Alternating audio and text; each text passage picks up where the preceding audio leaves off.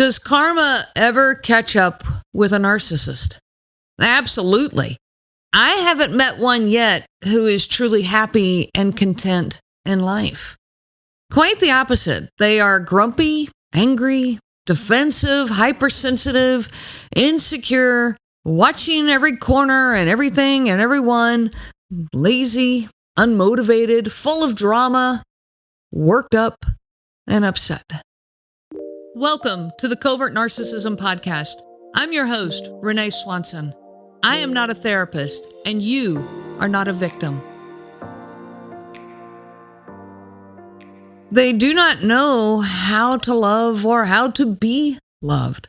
They're constantly seeking it, but they don't recognize it when it's right in front of them. When they have it, they're so afraid of losing it that they push it away. They don't know how to actually relax and enjoy life. They have no idea how to be in the present moment, much less to enjoy it.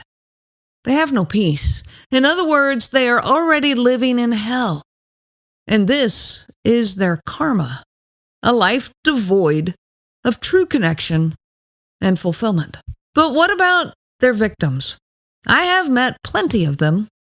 And these are individuals who have suffered at their hands, but they often come out so much stronger and more resilient on the other side of narcissism. You see, they learn and grow. Yes, they're hurting. Yes, they're suffering, but they self-reflect. They work on themselves.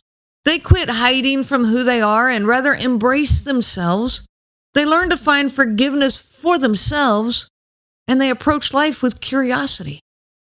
They do the inner work, and they learn to be present in life. With this self-discovery, the present moment is a treasured part of their life. They find joy in life, joy in their inner circle of friends, joy in the simple relationships they have, joy in their hobbies, their pets, nature, music. They learn to slow down, to relax, and to embrace life.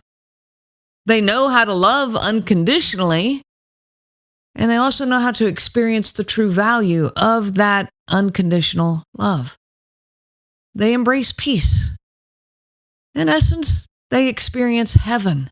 This is their karma, a life full of connection and fulfillment. Now, you might be thinking to yourself, but I haven't found that peace yet. This kind of sucks. What's wrong with me? If you haven't found this peace yet, it's okay. Nothing is wrong with you. This journey is challenging, and it does take time. Stay on that journey. You're already showing up for life and for yourself just by being here listening to this. You're already on that path. Stick with it. You are stronger than you know, and brighter days are coming. Be gracious with yourself and patient as well. In this episode, I'm going to give you some of the necessary steps to propel you forward on that journey of healing. If you'd like to dig in even deeper, I do offer coaching. This coaching is small group or private sessions. You can find it on my website at covertnarcissism.com. So what happens to a covert narcissist as they age? They become more and more dissatisfied with life. You see, they can't run from their insecurities forever. Their image falls apart, leading to increased anger and frustration. They become trapped in their own resentment and their own self-sabotaging behaviors. In essence, this is a self-inflicted hell. No matter how much they try to control others, their manipulative tactics stop working as more and more people get their eyes open, or more and more people self-reflect and do the inner work and grow, and the narcissist finds themselves more and more isolated. They don't have any real connections or any genuine relationships. Their own lack of empathy leaves them isolated and empty.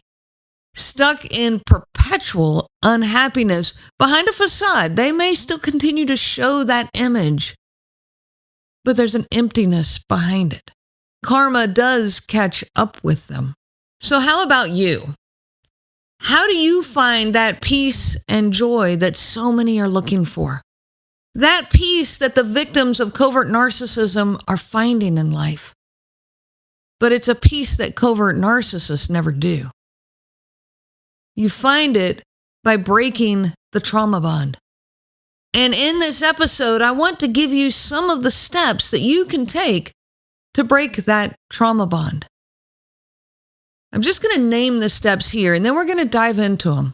Number 1 is recognize the bond. Number 2 is prioritize self-care. Number 3 is seek support. Number 4 is to set boundaries. Number 5, build your sense of self. Number 6, challenge your negative beliefs. And number 7, my favorite, is to find more of you. There's an exercise there that I'm going to give you when we get to the end of this episode, so make sure you stick around for that one. Recognizing the bond, step 1. So we talk about this a lot. I'm not going to dive into too much of this right here.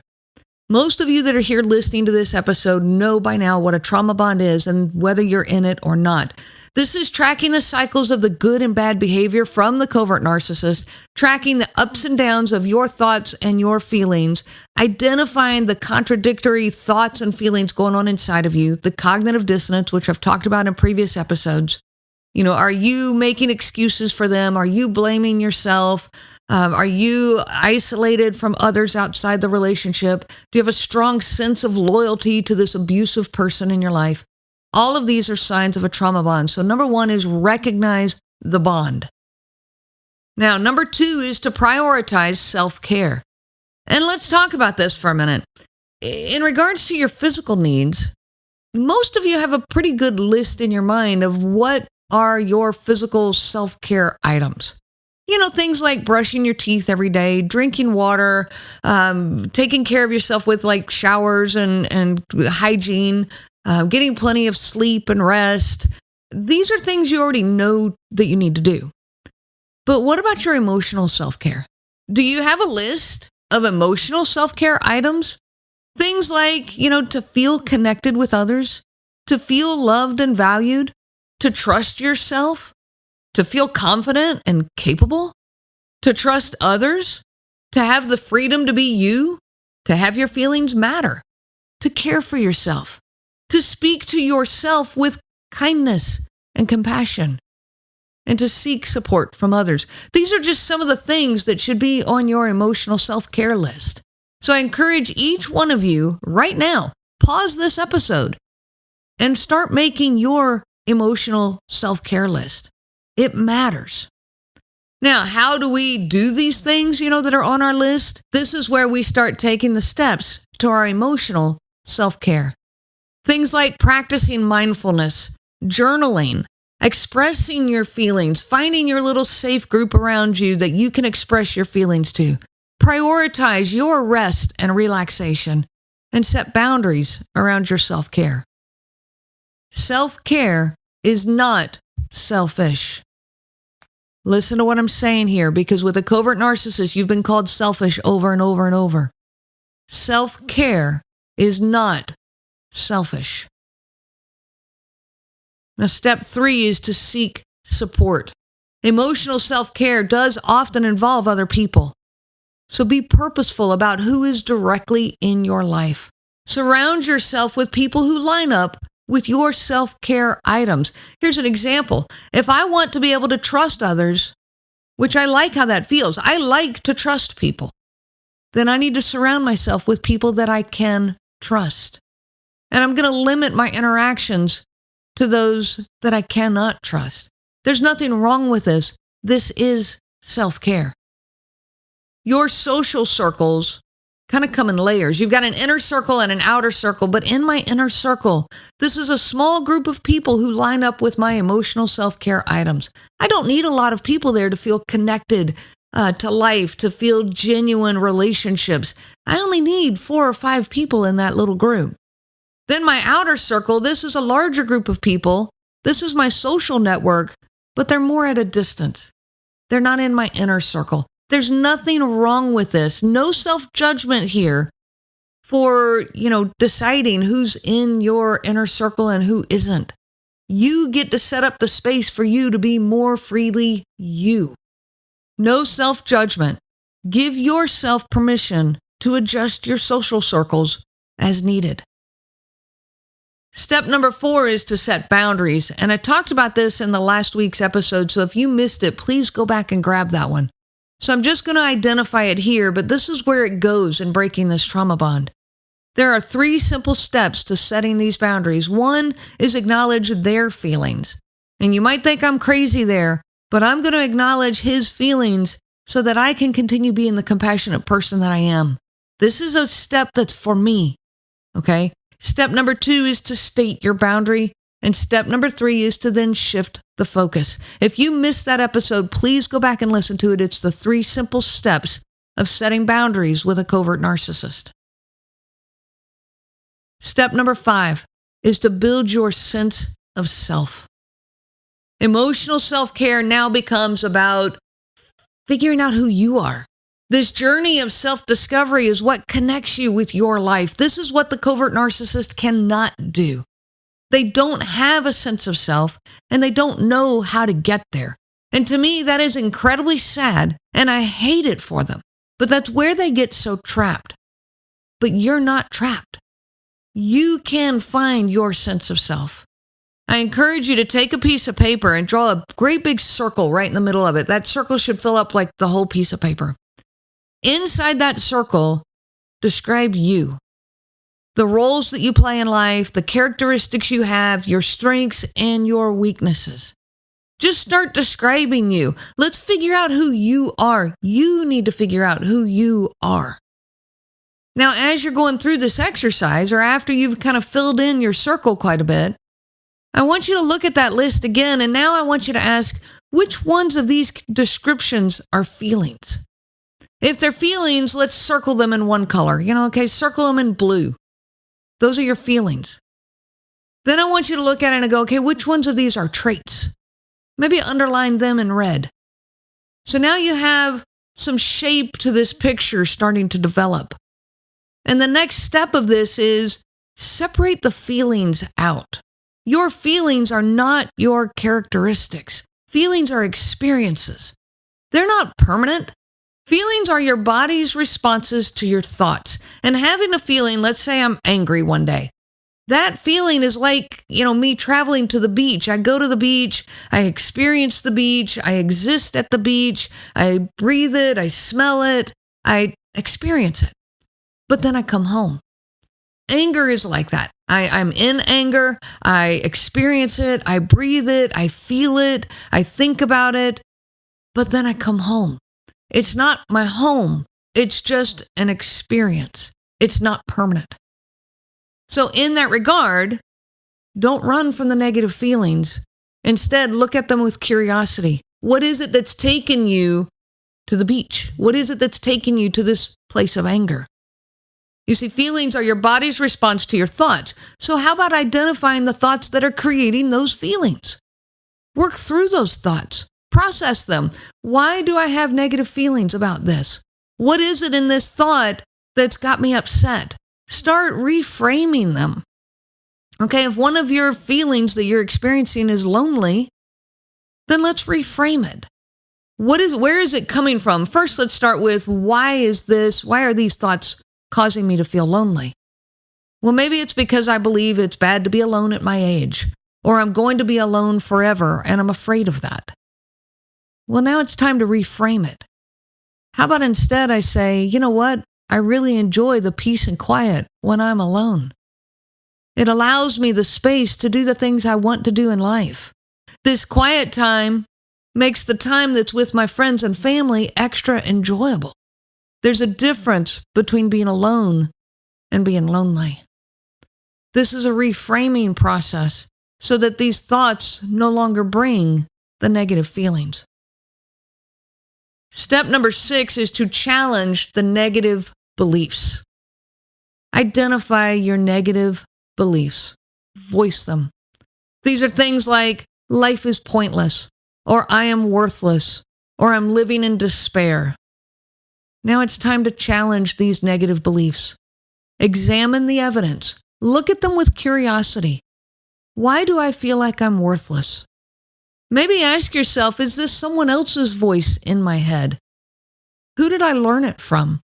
Who taught me that I'm worthless? Identify alternative perspectives. Is it true that I'm worthless? What are some of the valuable things I've done in life? Where is some of the good of the things that I have done? And choose what you believe for yourself. Now, I want to insert one piece here that's so important on this. Challenge your all or nothing thinking. It isn't either that I'm completely worthless or I'm completely valuable. This all or nothing thinking is actually a trait that carries over from the narcissistic people in our lives. You see, life isn't black and white.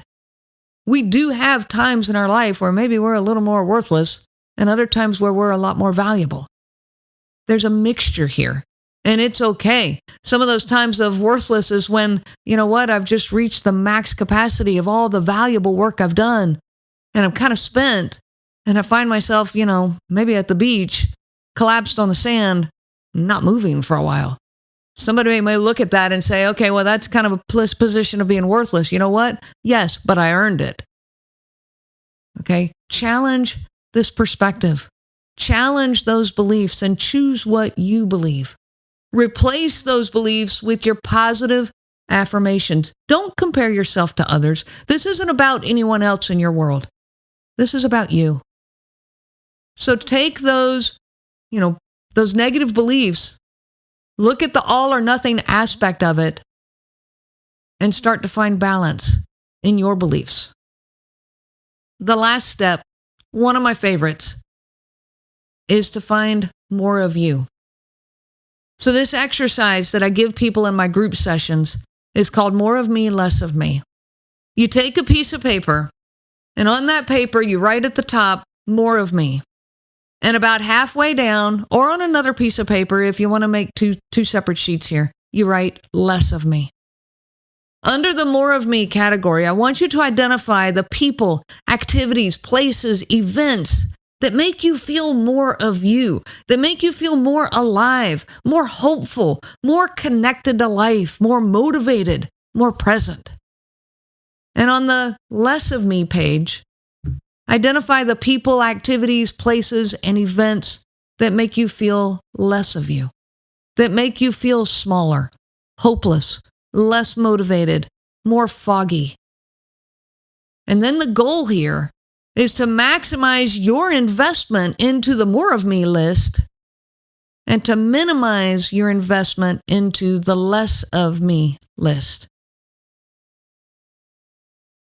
Now, you might not be able to just completely eliminate everything that's on the less of me list I'm never going to do, or those are people I'm never going to be around. No, maybe it's some of your own family members, and you want to be around them in, Christmas parties or social events, and that's fine.